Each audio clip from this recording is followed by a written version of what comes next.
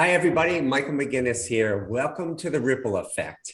Today, we have a repeat guest, and you see her. It's Yvonne. And Yvonne was a precious guest. Last time, she shared in our video key messages from her near-death experience, some real thoughts and ideas that she really had, from the experience. And we captured that in the video, and it was very well accepted out there. So we wanted to follow that up and really zoom in on another aspect of her near-death experience. So yes, number one, if you're tuning in for the first time or encountering it for the first time, Yvonne had that traditional classic near-death experience that you may have heard about. It's where people really, through a situation, very often an injury, an accident, or some type of situation, actually flatline, experience death, and during that experience have this amazing experience where very often they are connected in with the next life. And then they come back and they talk about it, and they for whatever the reason, and I believe that reason is because there's so much that we could learn today. There's thousands, tens of thousands of people experiencing near-death experience these days. And it's very helpful for our planet and Earth today in that they're bringing back some great awareness for others to consider and contemplate for their own growth. And when you hear it enough times, you start thinking, wow, there really may be something after life after all, which is certainly a great feeling, because that's obviously one of the concerns many of us have and questions we have is what happens after life. So today, the focus is a part of her near-death experience. She had time with Christ. And is that element that I really wanted to zoom in here to learn more about that. What is that? Because we know there's a lot of just saying the name Christ can create a lot of very positive views, negative views today. It's something that there's a lot of differing views on it and judgment and bias here. So what an opportunity to sort of hear somebody's experience with Christ in the afterlife. So without further ado, I'd like to turn it over to Yvonne and be able to share the experience. Every once in a while, we just talked about, I might intervene with a question or comment, but otherwise it's her show and let her roll. So Yvonne, take the show. Yeah, thank you so much, Michael. Thank you so much for inviting me.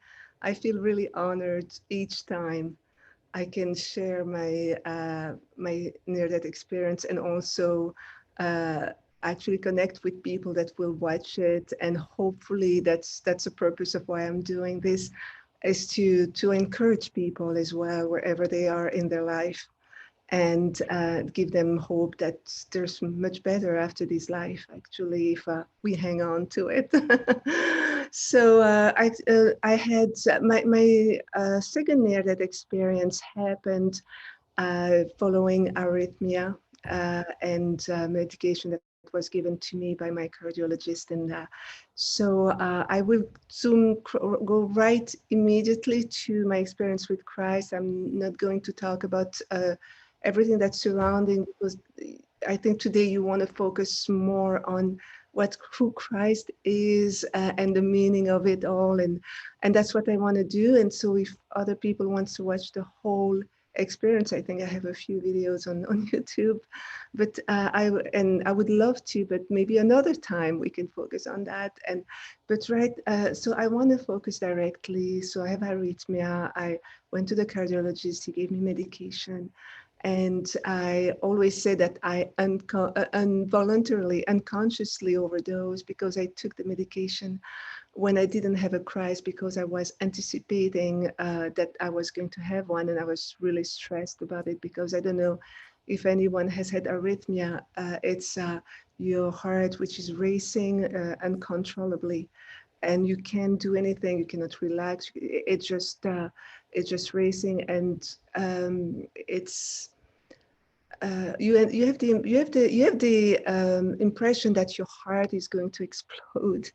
It's really bad when it's not controlled. And so that's the circumstance around my near-death experience. So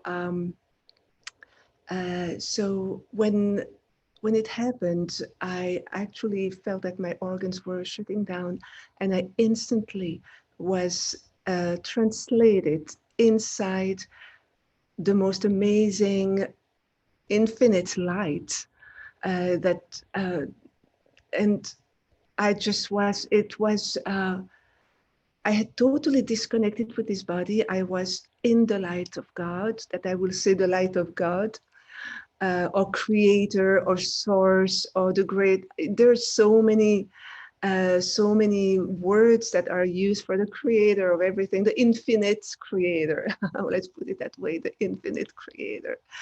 And I was in that infinite light, and I was just basking, and I was a pure spirit. I had no fear, no anxiety, no depression, anything that's negative was non-existence. I was actually basking in that pure light as a pure soul, worry-free, pain-free.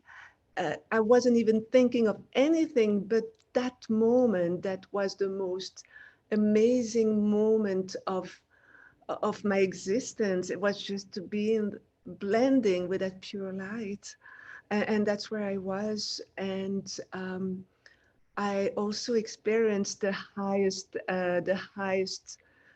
level of joy and happiness that can ever exist in any realities, in any dimension, in any universes. Imagine the highest existence of happiness and joy.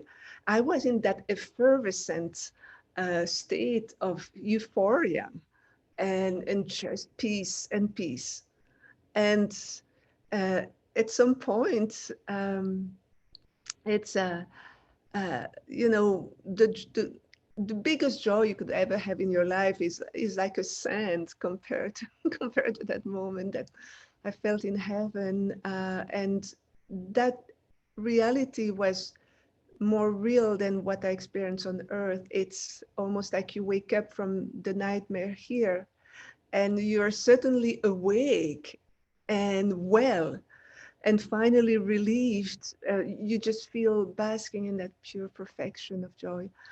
And at some point, as I was, I had had a very difficult life, a very traumatic childhood. Every trauma somebody has in life, I have experienced them, even though I don't look like that. But I've really had a bad life. And so my parents, maybe 3 times in my life. And and then I got married twice, and it didn't work out. And the second time was a very abusive situation. So I was just had a very heavy life.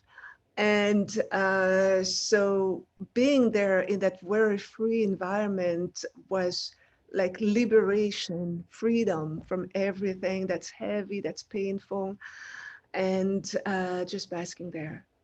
There's no time. It was infinite present.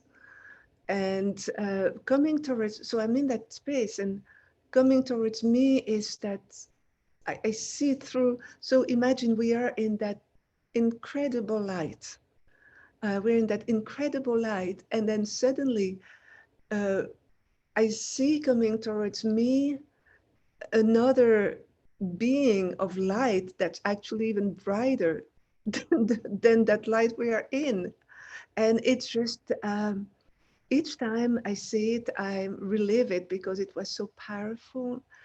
I see that being of light, translucent, very peaceful, very elegant, very flowy, very gentle. Very, you can feel that whole, the highest quality of every emotion, of every sensation, the highest quality of everything a being can be, that being was.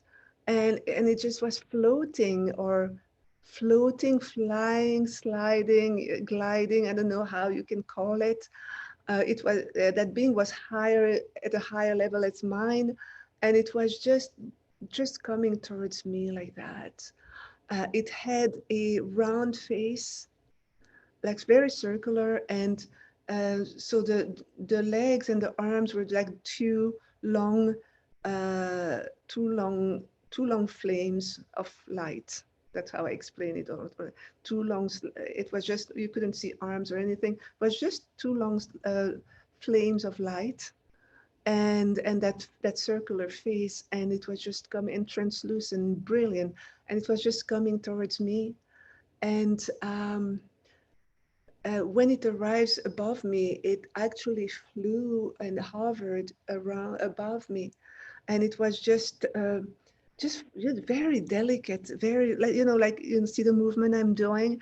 That's exactly how that being was. It was just floating and very, very beautiful, and it looked at me with so much admiration and like in awe of who I was and very delicate and so much love and um and it was actually as soon it was just like when a mother or a father looks at their first baby born and they're just in awe of that life, and it's how that being was looking at me, and at some point it actually engulfed me, and while it engulfs me it also kissed my whole face, like like just like a mother kissed a newborn baby. She just gave birth and she just take hold that baby, and that's the exact feeling I felt. It was just being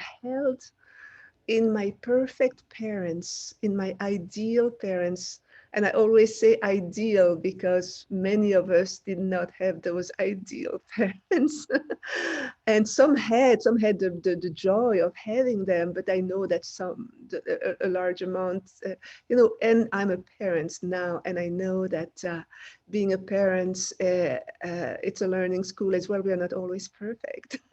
We are learning as well to be a parent, and in that process we can harm our own child without realizing, but that being was actually the perfect ideal parent, and it was just engulfing me with that love, that goodness, um, that tenderness, and that affection and joy and pride.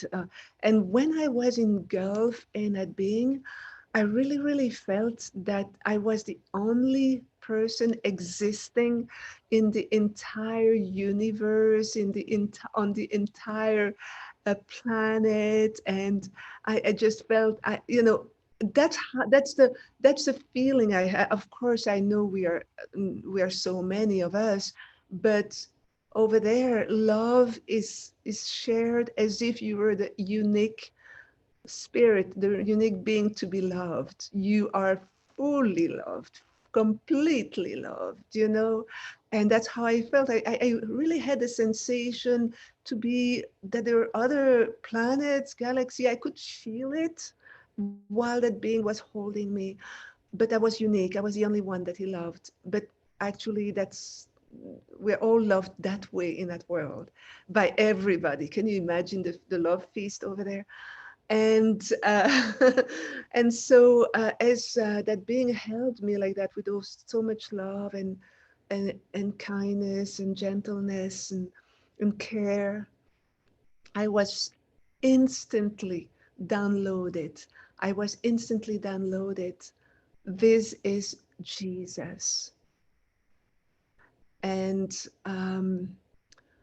I don't know. I mean, when I share that, it seems so pale, but being in that light, surrounded by Jesus, by his love, his and her love, because at the moment that he was engulfing me, I really, really felt that it was the mother and the father in one unit. It's almost like love has been separated on earth as a male love and a female love. So we learn to reunite that love as one, And but in that other world, the whole love was just one unit. It was every emotion was every energies were just one energy of the ideal parents. And so Christ was to me at that moment both male and female energy.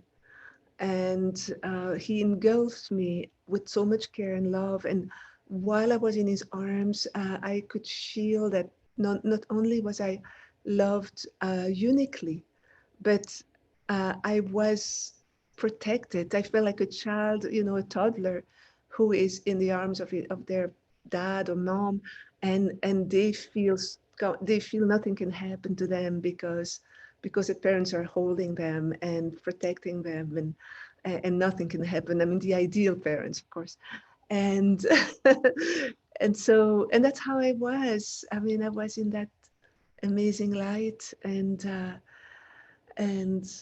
so at some point of being in that light, when you're in that world, you know everything. The person or the being you're communicating with, uh, you don't speak with the mouth. It's from thought to thought, instant. It's like it's even more than telepathic, because telepathic is almost like you, Michael. You think something, you're bringing it into my mind, and then I respond. I receive it and then respond to it. In that world, I know instantly what the person was saying. I know it. I know it in my, I have that knowledge. I don't have to wait the transmission. It's known. It's a knowing sentiment. So that's how we were communicating. It was so fast, so instant. It was actually instant. And even though I was in that tremendous joy and happiness and kindness and love and tenderness and affection and goodness. I mean, everything good that you can feel, I was in it. And but I felt in me that I was going at some point to have to go back to earth. I knew it. I had that knowing. And then that's when I asked Jesus um, if I was going. After the divorce here in the U.S. of that ex-husband that I consider was abusive, emotionally and verbally, and and it was limits coming towards the physical as well, and I escaped right on time. And so actually, it was I knew actually that uh, I had to come back, and after that divorce, I had actually started to date again. And I was in the Christian church. When I, I I was actually, when I had my near-death experience, I had behind me 15 years or almost 20 years of being a Christian, and very active in the church. And even I had been in a ministry at some point. So my faith was extremely important. But in that faith as well, I feel like we are we are condemning ourselves, and we are bringing so much negativity, that heaviness on us, that guilt, in guilt of doing anything wrong and displeasing God in everything we do, and we walk every day with that guilt on our shoulder, or we're never good enough, we never pray enough, and we never read the Bible enough. And then we have all those guilt because we don't have the time to do all that. When you work, you raise. So there's that guilt that mount on you, and fear, and so that to not be good enough. And in that light, I had started to date again a Christian man, because that's back then was my world. And so we I felt that I was praying before that NDE. I was always praying, is it your will? Is he the one that you're sending me? And is he your will? Is it a will to be with him? And Christians do that a lot. I mean, to always pray for the one. And they always pray, God, is it the one? Is it the one? And then give me some sign that this is the one. So it's like, and and then you have that stress because you think, oh my God, and if it's the other one, and some people stay in horrible situation because they think, oh, that's God's will for me to be with that person. So I'm gonna suffer all the horrible things he's doing or she's doing to me because that's the will of God to be in that situation. And so you see that environment. And in that it's funny because actually uh, God is saying, live your life on earth and be happy, and I'll bless whatever you decide to do. I'll be with you and make sure you get the best experience. But first of all, I think God wants us to be happy inside, not to be under that heaviness. And so I was in that mindset when I was in the light. And as I knew I had to come back to earth at some point, I asked Jesus, if I have to go back, because, if I have to go back, I said, what do I have to do with Steve? And I call him Steve to protect the name. I said, what do I have to do with Steve? And I said, so when I said that, from being engulfed in that beautiful, amazing light, Jesus lifted himself in the air. And imagine, it's still, everything is bright. Jesus is bright. And then he opens an even brighter screen, a big square screen that he opens with two little square on it, like forms that you have to fill, and you always have yes or no, or you have to tick on the yes or no or whatever. So there was a yes and a no on that screen, and Jesus is in the air, and now he has taken. Is more. It's no more the translucent. He becomes more solid, but still energy solid, light solid, and I can start to see a robe and his bright light, and that's so he opened that screen and there was those two square windows, and then he ticks on the no, and then he says, you have to say no, you have to say no, like no to the relationship. But at the same time, I I always said that it's like in heaven it's all vertical. Every conversation happens simultaneously, like you can have 10 conversations at the same time, and you understand and you can interact with everything at once. That's how our capability is actually magnified in that world. Here we can only have one conversation, one thought after the other. Here it's more like stacked together. I mean, that was my experience. And while he was telling me, no, you have to say no, at the same time, he was showing me how much love for Steve he had for Steve, how Steve was wonderful and how much love. And so there was no judgment by him saying no.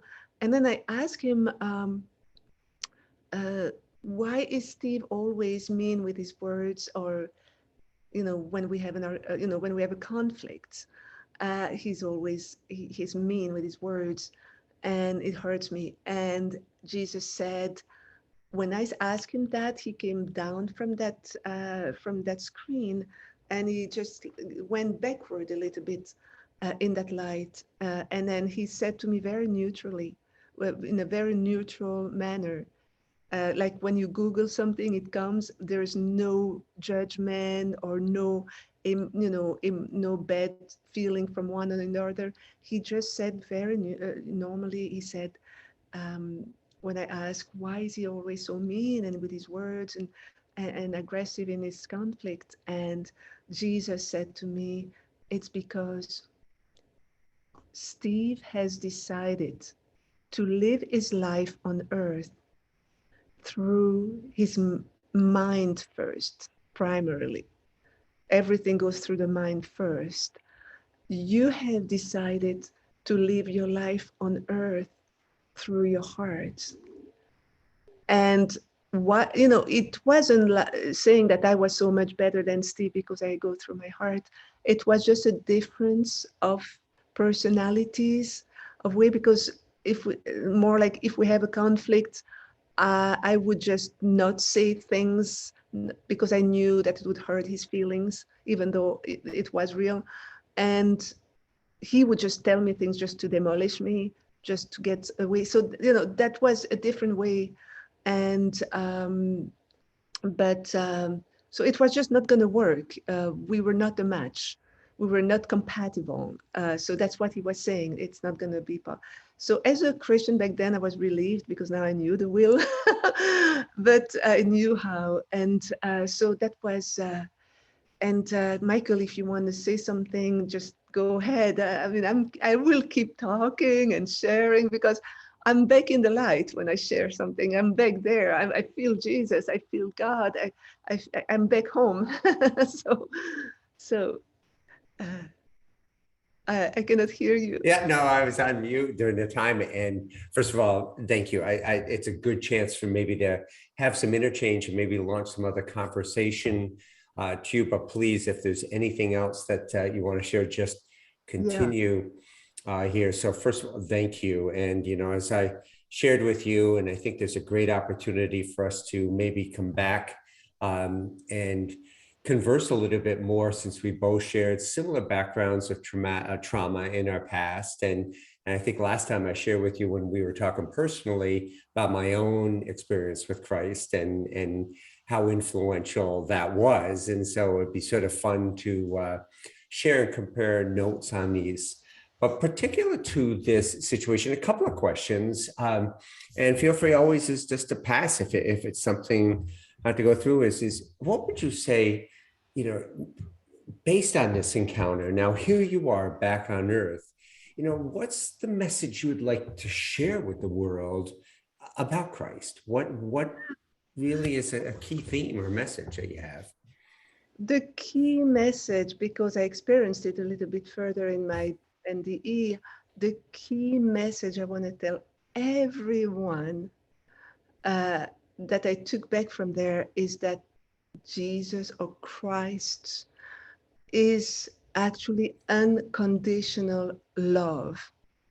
He is pure, unconditional love. It is the love of Creator. It is just love.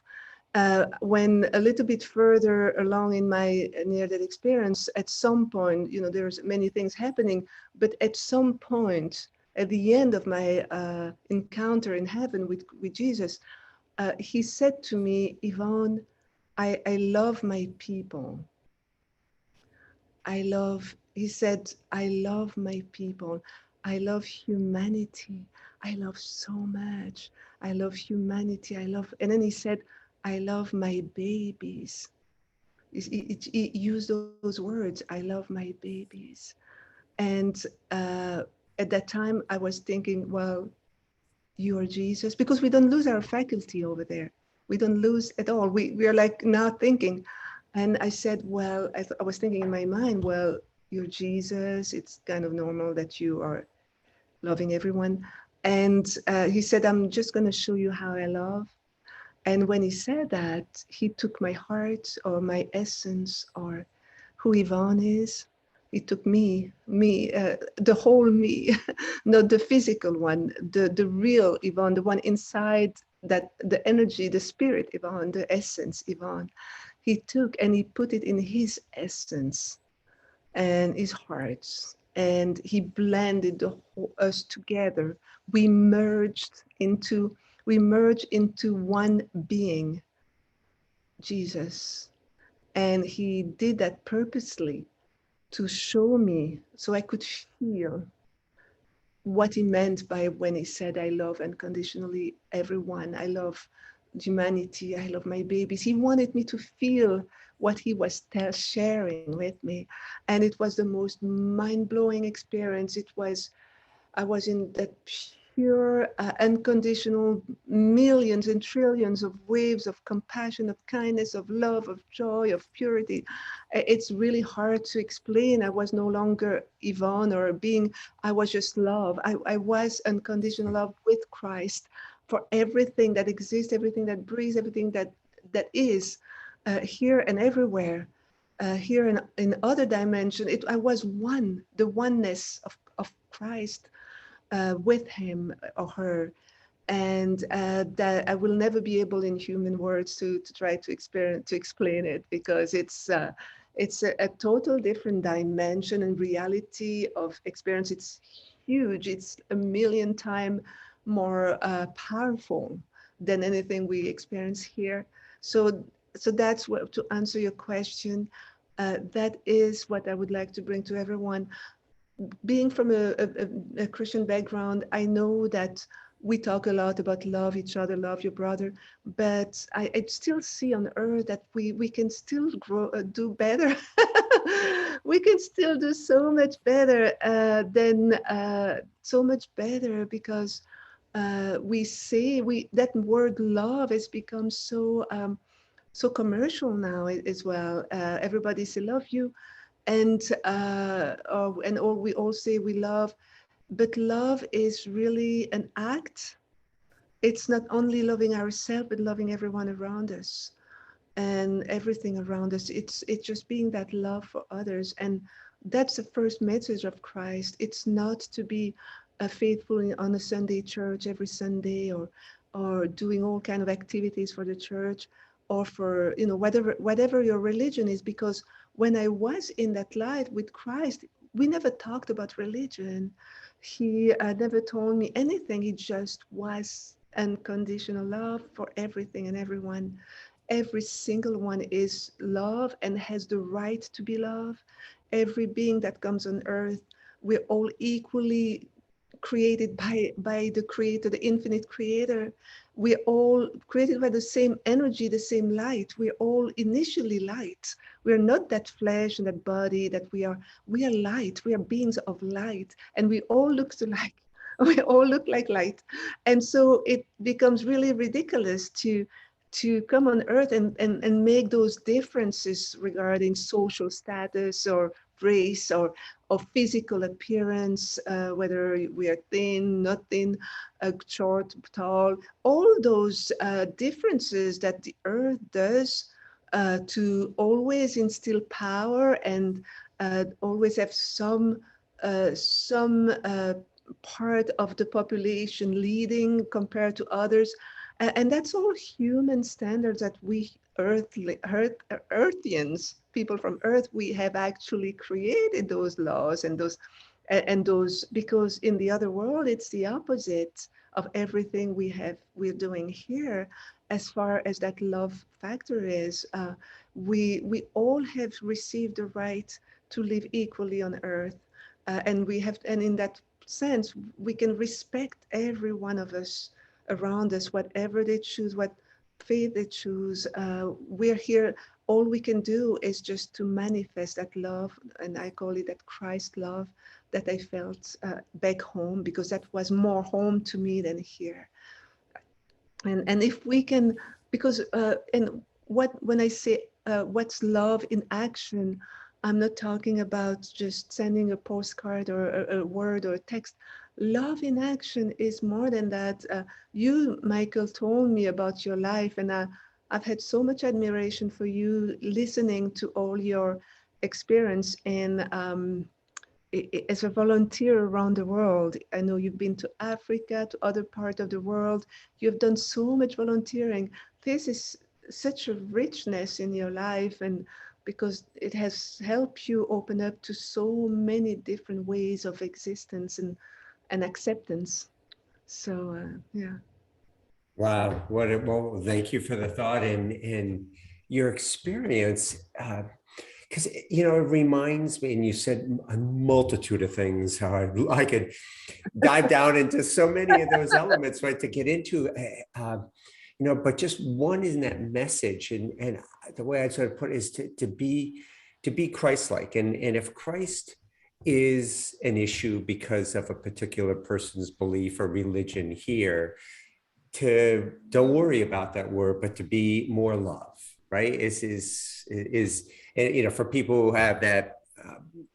difficulty based on religion, and I think that's another conversation in itself, because your experience is that it really is beyond religion. So religion here is more of an earth thing, like so many things are, and actually on that, I love how you at one point, when you were asking about Steve and his comment back, is they said, because Steve is coming more from his head than his That's a perfect. heart.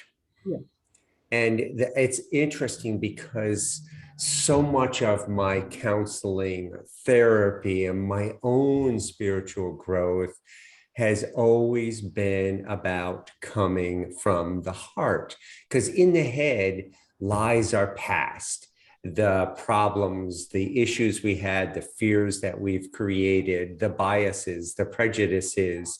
It compiles the ego that we have that really is a thing that drives difference.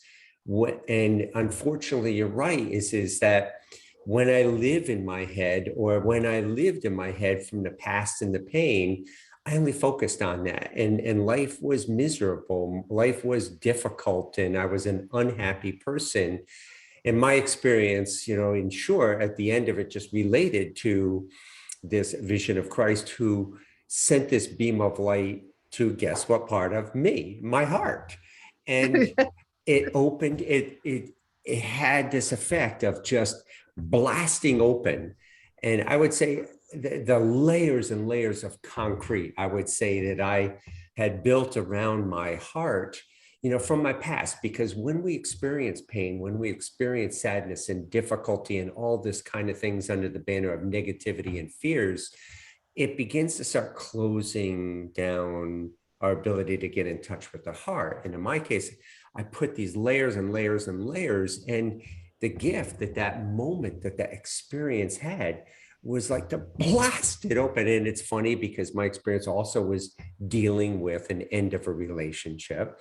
And Oh, that that's was so another part of it. But with that was all of a sudden this whole feeling of just nothing but love for the woman that I was in the relationship with, and in fact, love with anything, everything.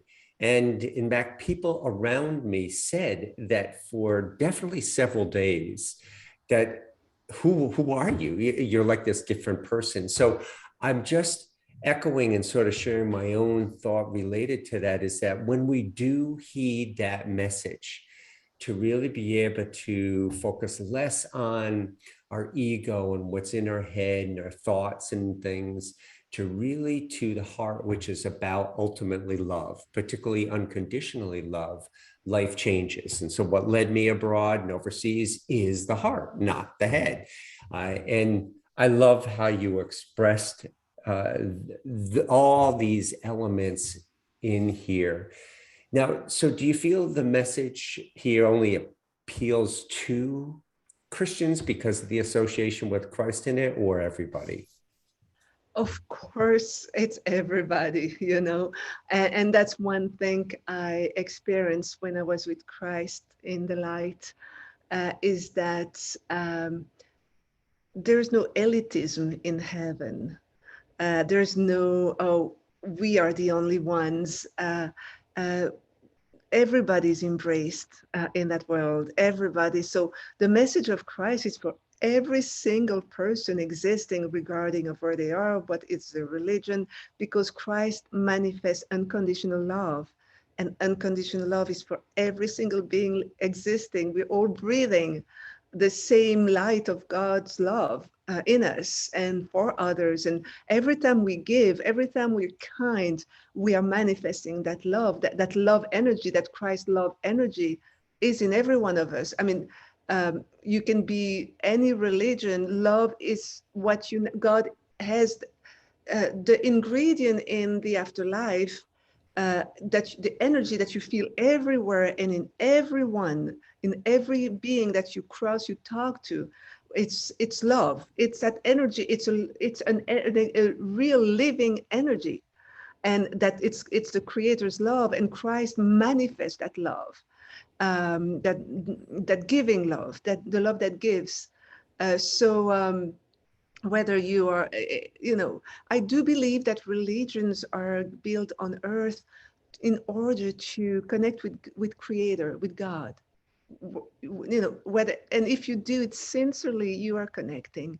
It's just what personally I like the message of Christ, because Christ manifested God's love in his life on a daily, every second, and was showing us that unconditional love is the way to go.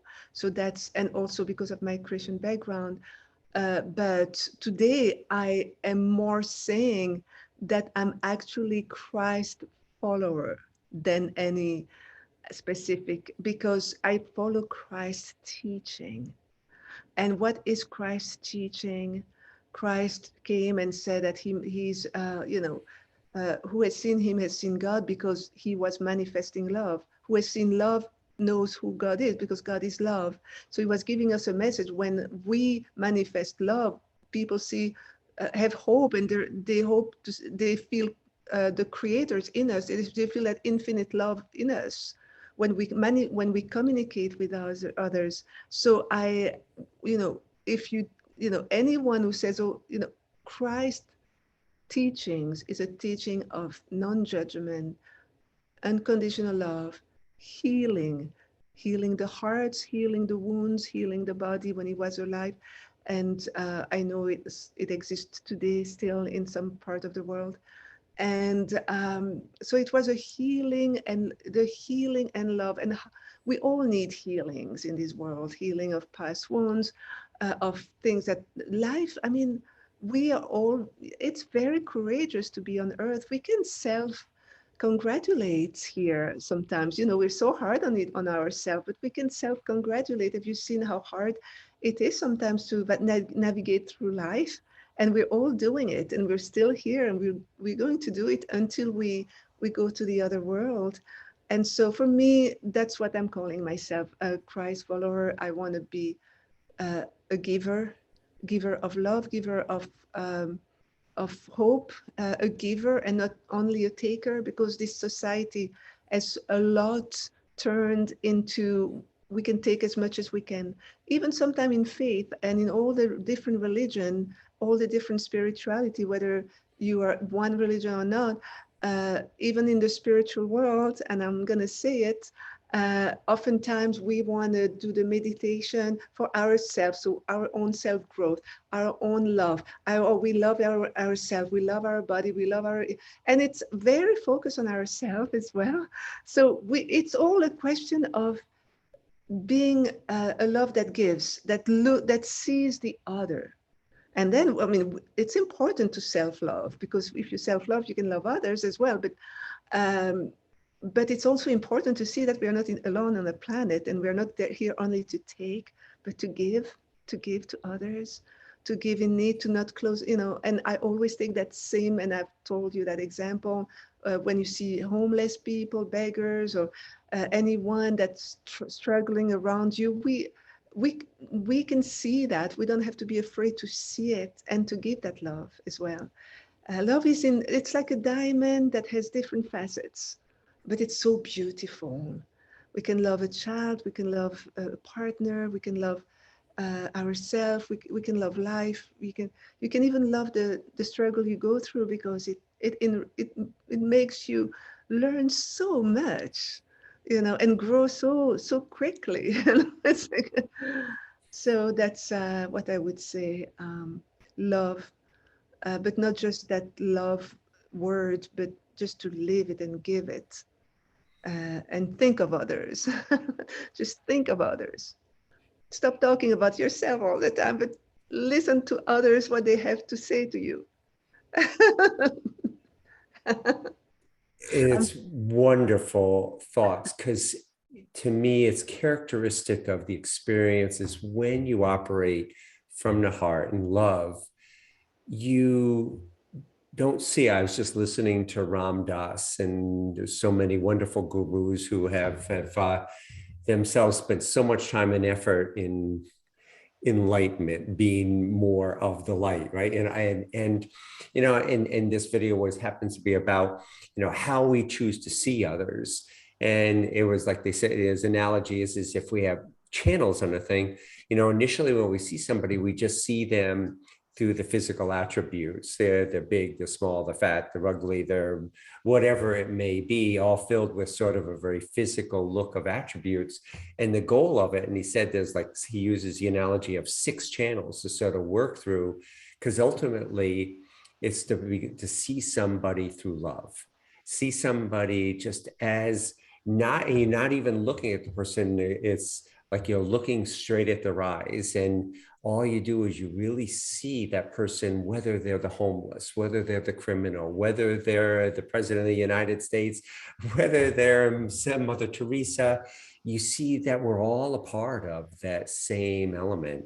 And we've just, through a variety of reasons here, for a variety of reasons and choices, but the avenue forward is to begin to be able to see others differently. And I know in my own experience, as the concrete element around my heart, had burst through, I really began to be able to focus on others and loving others. And that experience, still, I say, is a better experience. There's no better feeling than when you truly help somebody else other than you, in an unconditional manner, without bias, without prejudice, to simply help. That feeling, there's nothing else like it. To me, that's the Christ-like experience sometimes I feel. Yeah, I agree 150% with you. So it is. And like you said, I like what you said about how when you experience Christ light in your heart, it exploded all the strongholds that you had actually built around your heart. And I really, really like that picture. And it is true, that's what it does. It heals, that Christ's love heals the wounds, but in a, we could say, supernatural way. And because we all have those, like you explained so well, those strongholds since childhood. Because we come as children, and many children still remember the light and are still very, very heaven-like, but they're very quickly shut down by adults. And so we are, we all had to build those, to protect ourselves, to be able to exist in this dimension. But when you think of it, it's true. We have all set some laws, and I'm always thinking, on earth, we focus on the wrong thing.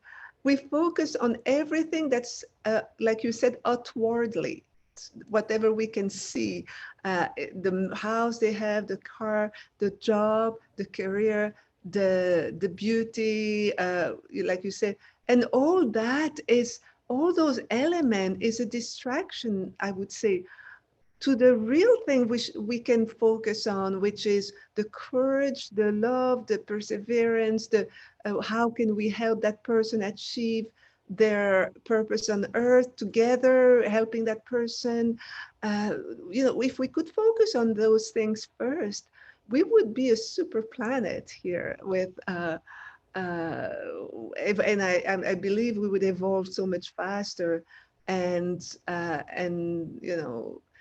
and if ever there are other civilization out there, maybe finally be in touch with the more advanced one that actually have understood the law of gods in their own, on their own planet. I do believe there are other realities, other worlds that exist that are more advanced than this planet Earth that we choose to incarnate in.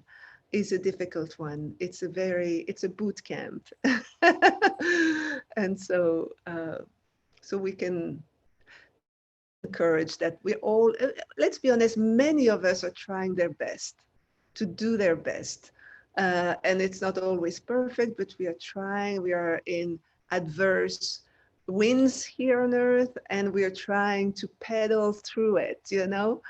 And so let's all encourage each other that as long as you just move, what can happen as well is that people have tried so long, maybe some that are listening to us today have tried so long that they have actually uh, become too discouraged to move through, to navigate through. They've just abandoned the race, and they're on standby until the time to go home. And just to encourage that life on earth is such a gift, to be able to smell, to touch, to taste. The world of light is a very etheric world as well. So this is a gift that we have, that the textures of earth. It's a wonderful viewpoint, and I share that here. I find that uh, the experiences, including the one with Christ, all have helped me to want to be an influence to others who begin to lose that hope because they have gone through the similar experiences that we have. And I find that because we have gone through those experiences, we can better relate to these people. Right? You know, and that's what they're looking for, rather than somebody just saying, oh, things will get better or whatever. It doesn't help. Where it mostly helps is the ability to be able to relate to them so that that healing process can begin and that connection is made.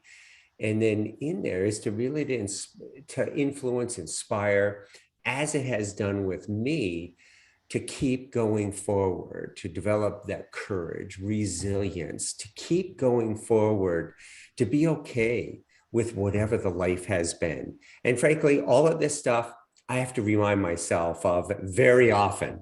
In fact, you know, I'm probably due for another Christ light to bang through the heart, because life in a way just tends to sort of build this wall around our heart at times, right? The struggle, the negativity, the pain. And every once in a while I have to remind myself is, wow, you know, I'm feeling that heaviness of the heart.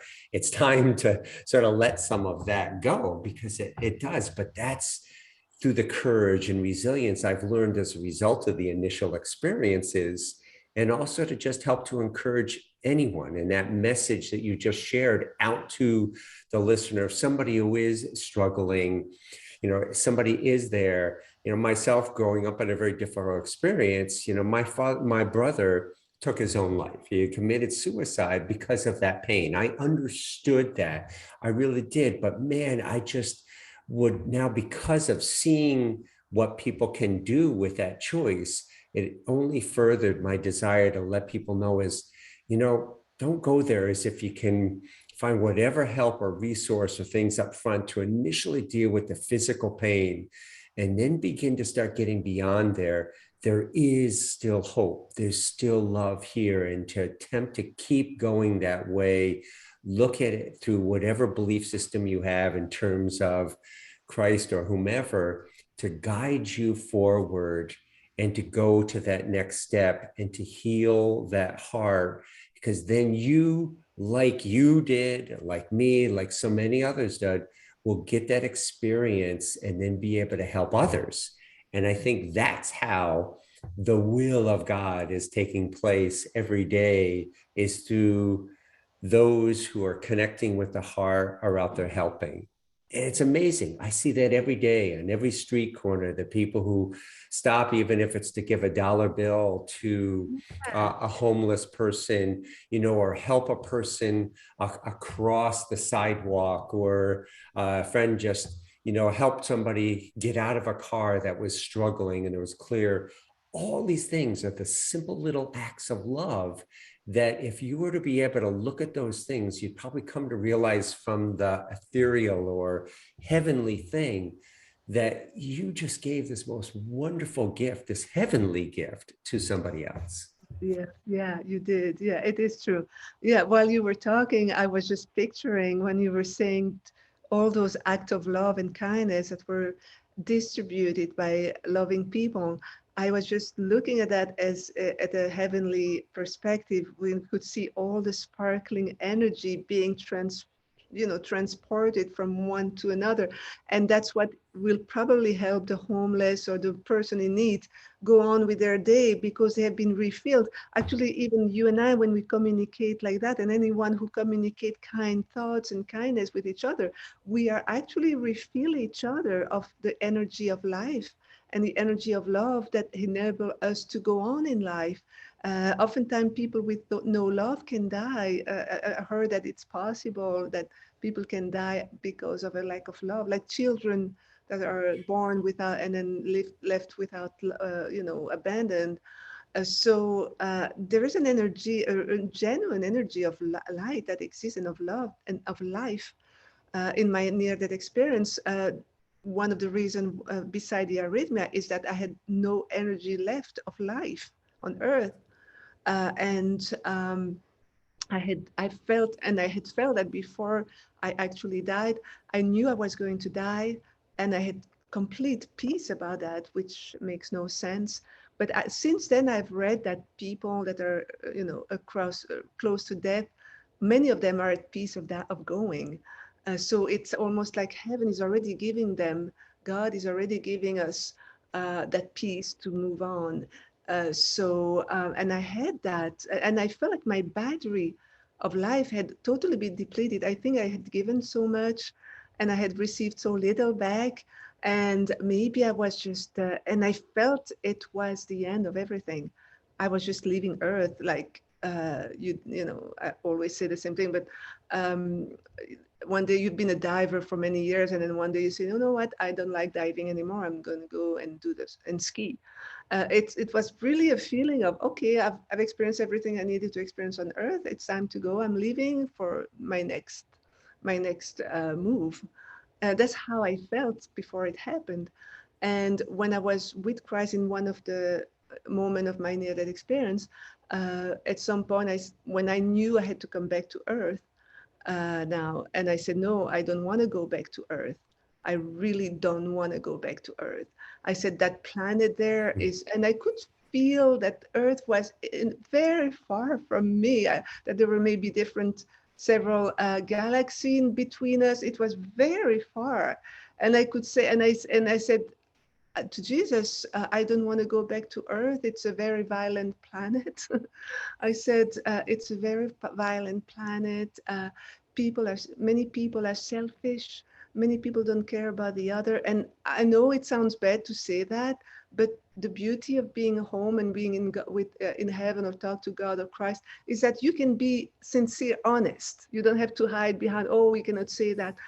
You can be honest about everything, and it's not a judgment or a criticism. It's just you can. It's just something that you observed. And so because I didn't even feel any attachment with planet Earth, I was just analyzing it from outside, an outsider. And I said, oh, I don't want to go back there. I said, many people are selfish, they can care less about, and it is true, even in the supposedly Christian church, where, the base of the faith is to give to each other everything we have, to one another, so that there's even a scripture that says that clearly, so that there will be no lack in church. And I have been a churchgoer for so many years, and you would see 10 years later, the rich family is still the rich family, and the poor single mother is still struggling to pay her rent because she cannot pay, or the poor family of 3 kids can't pay their rent. It's still the same situation. The only difference, everybody is giving 10%. And I know many of my friends or brother in Christ will be angry at me of saying that, but I've been a minister myself in France. I've had a church myself, so I'm a reverend. I have I've been to a theological seminary. I have the paper. I could be a reverend if I want to, but I've seen that in the church something has to change. In the sense that the rich people are always the rich, and then the beautiful family is always the elder in the church. They won't take the single mother struggling to become the elder of the church. And also we have 70% of women in church, but the 30% of men are ruling the church. There's love. When love comes in, all that is changed. If you there's a scripture that said that they were distributing everything so there would be no lack. I repeat that word because it's not the reality today. Many churches have built a lot of, and I'm not saying that to criticize because I believe in Christ myself, but I think we need to, those barriers that there must be a new reality in the church, a new reality of unconditional and love and compassionate love, and really applying what Christ's teaching gives, applying it. That's the big point, is applying. And so that the poor single mother of three doesn't have to struggle while the other one has a company and is making million, and they're all going in the same church, and everybody's giving 10% to the ministers every month. And it's, there's something that's need to change there in the love factor, so that indeed it will be representing the church that we call the Church of Christ, which is equal love and equal help. So that's how I feel. And I'm very emotional when I talk about that, because I have been a minister for a few years in Europe. And I've been a long time in church, and my desire was always the compassionate love, compassion towards others, give to others. But I'm not going to be too critical, because there's so many good things also. I want to say that, especially in the spiritual world that we are in, we also have the other side where people are always, thinking that the Christian church is the Antichrist. It's a horrible place. Everybody's manipulating. I just want to clarify that as well. Nowadays, I have friends from all religions, all spirituality. Because my NDE has transcended it. But I have to say that a lot in the spiritual in the spiritual world, a lot, the criticism against people that believe, that are in church, the Christian is also going overboard, because I have seen wonderful people in those churches, very giving, very loving, who would have given their coat in the winter for a homeless. I have seen beautiful things. So it's not the people, it's the organization that would be great to change. It's to bring more love, whether it's in the Christian church or in any other religion or in any other spiritual community. It's that unconditional love for others. That's a very simple message that has gone for centuries, but that's the reality. Wow, some great thoughts, and I relate to that because part of my growth was to look out and say, "Wow, what religion is right? Which one is the best? Which one?" There's all of this challenge that we get, is this is the right one, this is it. So I went and I investigated a ton of different religions, and only to find what I would say is the word hypocrisy and other variables that you just shared, of things that seem to be like to the negative. And it was not until one religion, I forget which one it was, I was sitting there and I was listening to and again, priest or minister or whoever, reverend, that was there as a part of it. Um, and at one point he had shared, because somebody had asked him, well, what is it about the different religions? And he said, I have come to respect God more and man's interpretation of God less. And it was so profound. I Good. like, in that moment, it made all sense. That's what I was saying is it's all just a bunch of interpretations that people have made for good intentions, to acknowledge that. But throughout history, we see how those intentions can get tainted and cause wars and cause negativity and lack of sharing. And I know it led to my experience in really wanting to be overseas, because seeing the same thing is how other countries are poor and not given the same help or health and resources as the bigger countries, or the ones who have these resources, and how there needs to be a greater equilibrium. And it is characteristic here. And I have to keep reminding me, and I see that fortunately every day, is when I look through my heart rather than look through my eyes, I do see that progress is being made. And every day there's somebody reaching out and connecting, and major people who are making contributions monetarily and otherwise to the benefit of humanity. So it's a process of one soul at a time, I Yes, think. like you said, one soul at a time. And like you said, every religious community, when the leaders of those community, it's hard because they all started wonderfully well with a very sincere heart, Yes. honestly. And they all start with a very sincere heart because they want to do a difference. They have love and they want to make that difference. But the problem is that the more they build the community, the more people are kind of admiring them, and they become like celebrities a little bit. And it's really hard as a human to keep your ego in check, and to be not to be not even taken in that trap of being so responsible of that community, that you are, you start to put those rules to make the community work. But in those rules, sometimes unconsciously, you become there's a manipulation that comes in with it, which, whether you want it or not, because, and then also you have so many people relying on you for the teaching and for everything. And then it's hard to, for any human to, in this reality, to stay that humble being that had that same message, because now he's well known and everybody's looking up to him. And so there is that, so the teaching becomes like, my teaching is the right teaching, and that can be dangerous. And also, as I said, we always have the tendency to admire people that are successful. So we will surround us with successful people. And whether it's a church or any other religious community, the danger is to do that.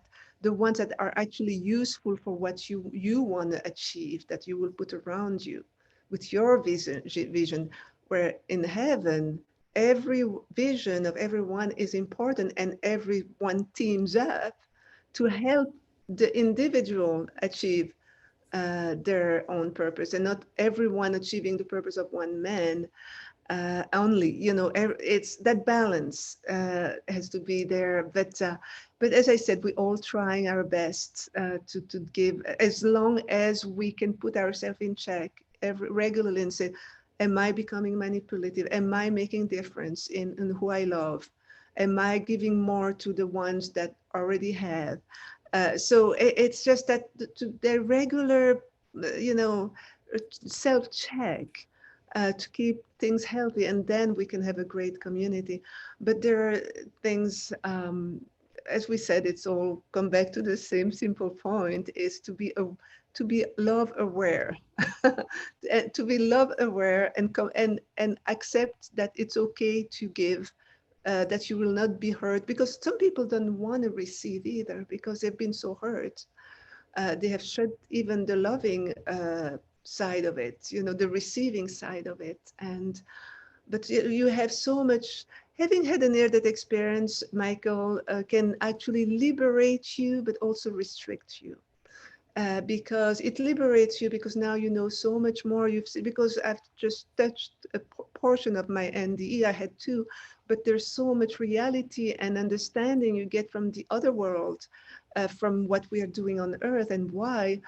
So we have all that knowledge as a near-death experience, or even not the knowledge, that feeling and that understanding, uh, in one hand, that liberates you, but it restricts you too, because now you see everything around you with a magnifier, and the love. Everything is based on the ground of, on the foundation of love, and that's what matters. And it can be restricted, because when I didn't have my NDE and I was only going to church and everything, I was happy because I was in my box. I had my own teaching, my own rituals, my own team, my own creed, and everything was peaceful. But then when you have a near-death experience and you have to expand it, because now you understand way more, you are also isolated in Yeah. that sense.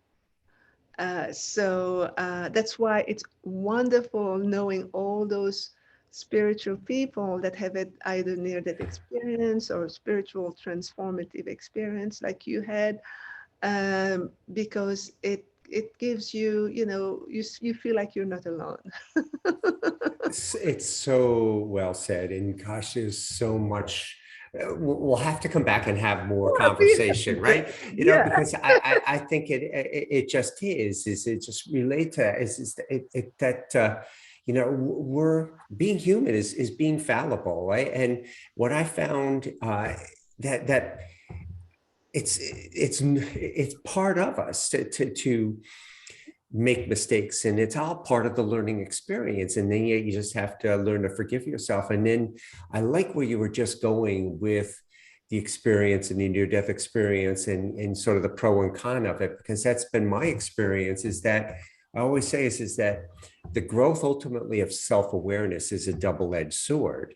On one side of it, it gives you this ability to truly understand things better and more meaningful, and at a deeper and understanding level of life beyond elements that we've been taught, to really see it for what it is. But the other side is also the challenge, because now you see it, and now you see the negativity and the other things here. And I see the negativity at times inside myself. And oh, me too. Me right? too. Yes. Yeah. And I'm no saint. These things don't And make I'm you like, a oh, saint. no. I agree with you. When I speak like that, I englobe myself with everyone. I'm not saying, because I see each day I'm thinking, oh, I understand when you did that time, look at what, and then you learn, because you you include yourself in it. We are imperfect because we are still in this body, and we are subject to the law of gravity of this earth, and the heavy energy, the negative energy is heavier. And scientists have even said that the negative energy is heavier than positive energy. It's lighter. So we are always under that, but it's good for our transformation. I guess we are on Earth as a school. We're like, we come to school to learn how to grow as spirit and become more like source and like God, like creator, understand that love, that immense infinite love. By limiting ourselves in this reality of earth, we are limited by our body, we are limited by everything, our abilities, our intellect. We have a lot of limitation. We are no longer in that, in the other world. We are all merging with one another at any time. You're never alone. And here we have that individual experience where you're alone. Even though you're married or you have anyone around you, you're still alone in your journey to learning what you have to learn. So it's a school, and if we want to see, we can see many lessons. Well, that's a perfect way to close today's session, of just those words, Yvonne. So thank you very much.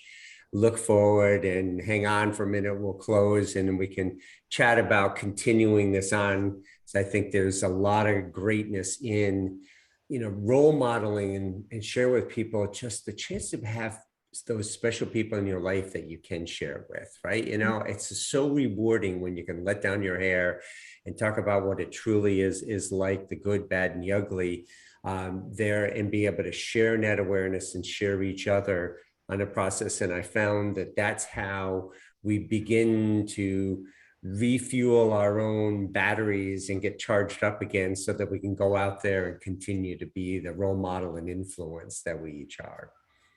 Yeah, that is true. So, well, thank you. And everybody out there, thanks for listening. I look forward to the comments. Let us know some thoughts and ideas for future sessions. And until then, may the love be with you. Yes, you too. Bye. Bye.